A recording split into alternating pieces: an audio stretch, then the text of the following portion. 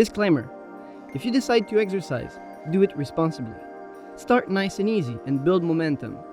You should never rush the process of adaptation. Hi, my name is Oli and welcome to Bodyflight Spotlight. In this series, we're gonna cover the most common mistakes flyers make when learning one of the 4 basic static positions. In today's episode, we are talking about head down and the incapacity to generate lift from the legs. I'm about to say something very controversial. You ready? You're not going to experience the true pleasure of flying until you've reached a certain level of mastery head down. Before that, all you've experienced was falling with style, not flying. Head down is how we would be flying if we had wings. Our body is designed to be flying in this orientation. But let's be honest, learning static head down is a real pain in the ass. Learning head down is hard. It's hard because your head gets full of blood, everything is upside down, there's a lot of pressure on your neck, and it ruins your helmet. So the faster you can lift, the better. Unfortunately, lifting is what most people struggle with. And the main cause of that is the inability to generate lift from the legs.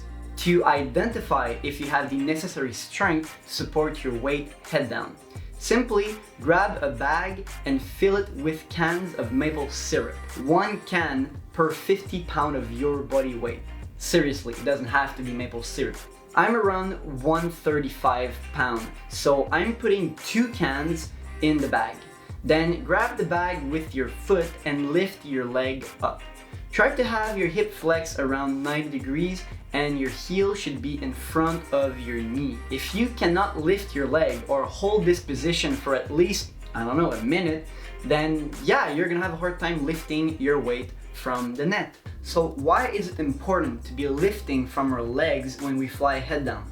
Well, look at this cross. There's 2 exposed surfaces against the wind. There's under the main pillar and under the 2 side extensions. Those are the surfaces that are exposed to the wind.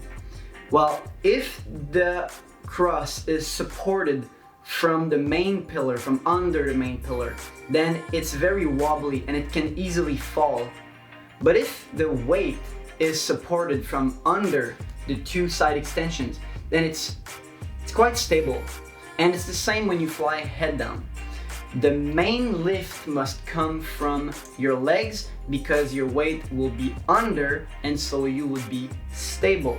Also, if the lift is not generating from the legs, then it will be generated by the arms. And believe me, there is nothing efficient about that.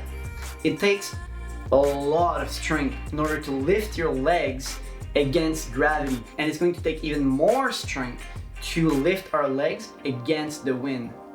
So how are we going to increase the amount of resistance we can generate from our lower body?